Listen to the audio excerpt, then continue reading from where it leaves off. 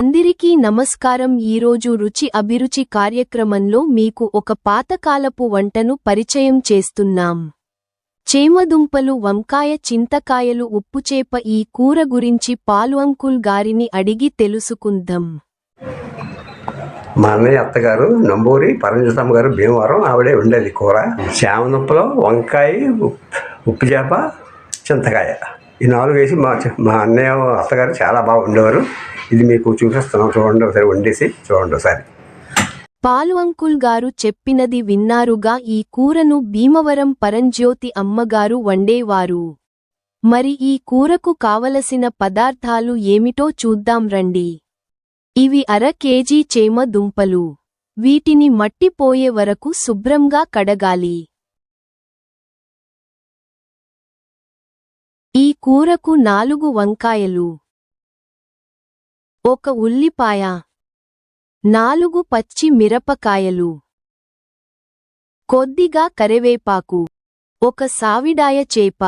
ఈ కూరకు ఈ చేప మాత్రమే బాగుంటుంది. ఈ చేపను ఉప్పుతో శుభ్రంగా కడిగి పెట్టుకోవాలి.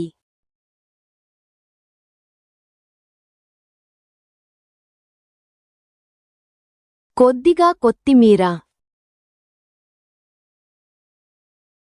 తగినంత ఉప్పు, 2 స్పూన్లు కారం, కొద్దిగా పసుపు, 1 స్పూన్ ధనియాల పొడి.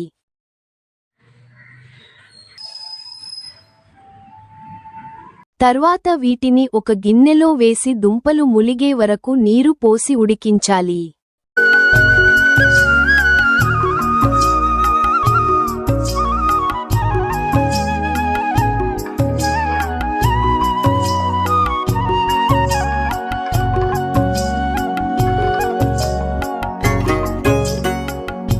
ఇప్పుడు చేమ దుంపలు ఉడికినవి లేనిది ఒకసారి చూడాలి.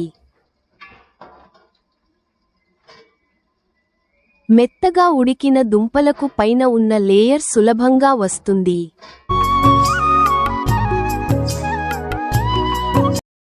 దుంపలు వలిచిన తర్వాత వీటిని ముక్కలుగా కోసుకోవాలి. అప్పుడే వీటికి ఉప్పు కారం చక్కగా పడుతుంది. ఇప్పుడు చింతకాయలను శుభ్రంగా కడిగి ఉడికించాలి. చింతకాయలను తినని వారు చింతపండు పులుసును ఈ కూరలో వేసుకొని వండుకోవచ్చు.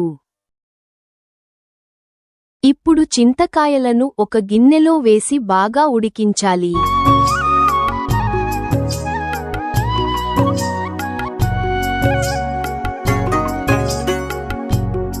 ఉడికిన తర్వాత వీటిని మెత్తగా చేసి రసం తీసి ప్రక్కన పెట్టుకోవాలి.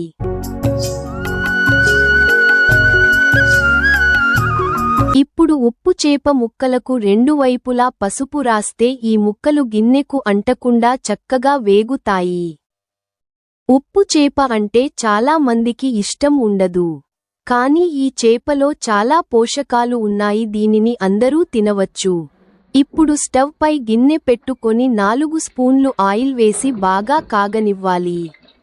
ఆయిల్ వేడెక్కిన తర్వాత ఉప్పు చేప ముక్కలను ఒక్కొక్కటిగా వేసుకోవాలి. ఉప్పు చేప ముక్కలను బ్రౌన్ కలర్ వచ్చే వరకు చక్కగా వేగించుకోవాలి.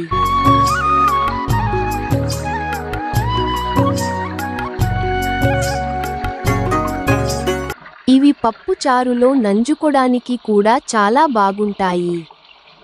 చూడండి, భలే వేగినవి. నాకైతే ఇప్పుడే తినాలని కోరికగా ఉంది. కానీ ప్రక్కన పాలంకుల్ ఉన్నారు. ఇప్పుడు చక్కగా వేగిన వాటిని ఒక సాసర్లోనికి తీసుకొందాం. అబ్బా, భలే వేగినవి. నాకైతే నోరు ఊరుతుంది. ప్రక్కన పాలు అంకులు ఉన్నారు.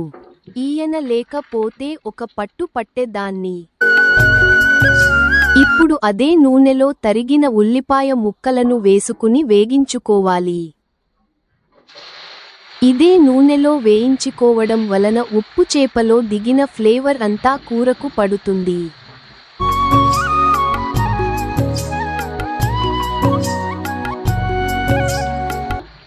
ఉల్లిపాయ ముక్కలు వేగే వరకు గరిటెతో కలుపుతూ ఉండాలి.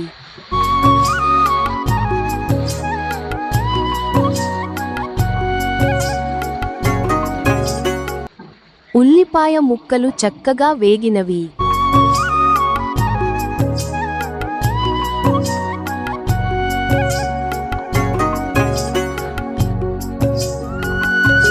ఇప్పుడు కోసి పెట్టుకున్న పచ్చి మిర్చి ముక్కలను వేసి బాగా కలపాలి.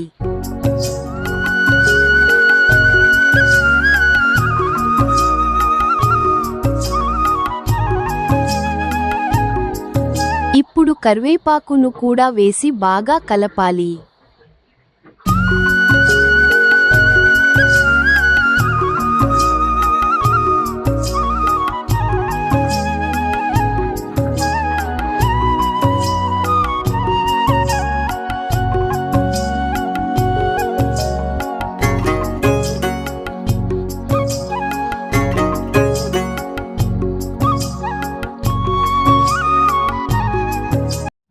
ఇవి బాగా వేగిన తర్వాత శుభ్రంగా 2 సార్లు ఉప్పుతో కడిగిన వంకాయ ముక్కలను వేసుకుని కలపాలి.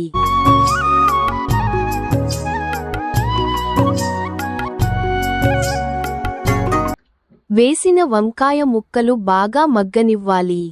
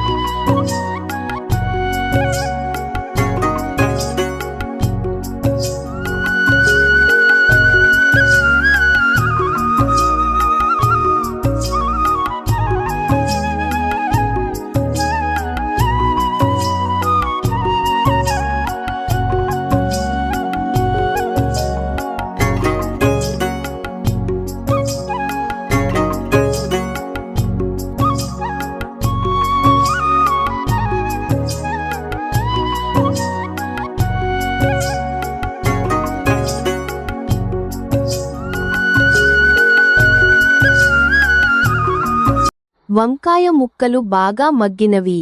ఇప్పుడు కారం, పసుపు, సాల్ట్ వేసుకొని బాగా కలపాలి.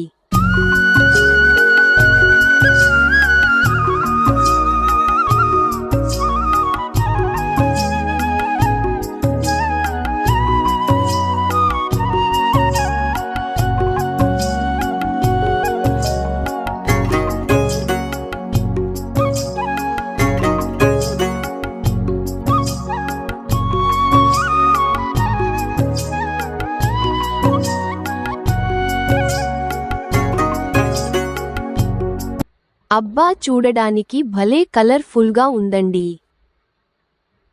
ఇప్పుడు ఒక గ్లాసు నీళ్లు పోసి బాగా కలిపిన తర్వాత మూత పెట్టి 10 నిమిషాలు ఉడికించాలి.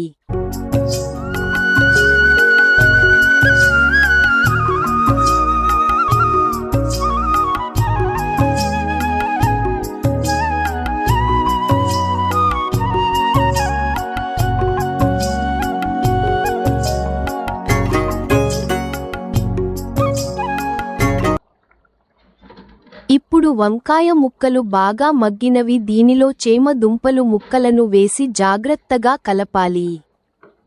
పాలు అంకుల్ గారు పెట్టిన ఈ ఛానల్ నేను సబ్స్క్రైబ్ చేసుకున్నాను.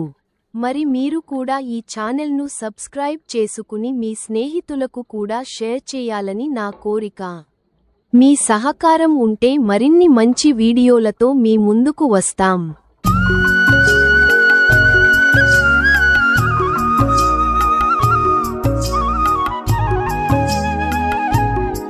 ఇప్పుడు ఉప్పు చేప ముక్కలను కూడా వేసి సున్నితంగా కలపాలి.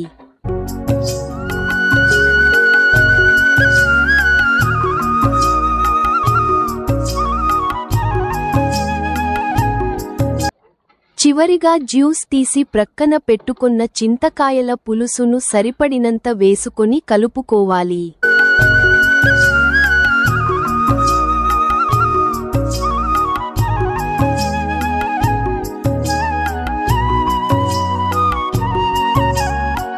మాకైతే ఇంకా చింతకాయల పులుసు మిగిలింది. దీనిని ఫ్రిడ్జ్లో పెట్టుకుంటే 10 రోజుల వరకు నిల్వ ఉంటుంది.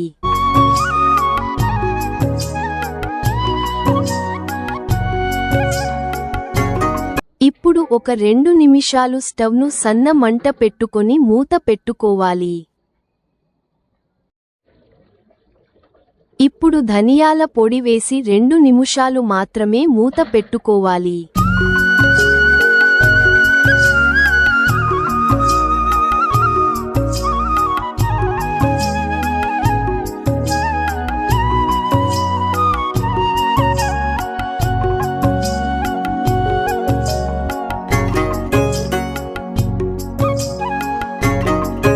చివరిగా కొత్తిమీర వేసి స్టవ్ ఆఫ్ చేయాలి. అంతే నుండి భీమవరం పాతకాలపు వంట రెడీ.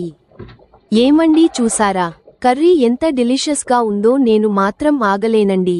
ముందుగా నేను టేస్ట్ చేస్తాను. ఏమండి ఏముందడి, పాతకాలపు వంటి దేనికి సరిపోతుంది, చాలా బాగుంది. చూసారా చేప ఎక్కడా ముక్కలు అవ్వకుండా భలే ఉందండి. అలాగే చేమదుంప కూడా భలే ఉందండి.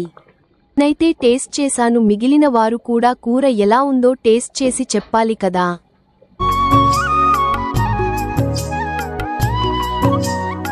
పాలు ఆంకులు ఎలా ఉందో టేస్ట్ చేసి చెప్పండి. కుమార్ గారు ఎలా ఉందో టేస్ట్ చేసి చెప్పండి. పెదబాబు గారు ఎలా ఉందో టేస్ట్ చేసి చెప్పండి. అదిరిపోయింది. ఓకే.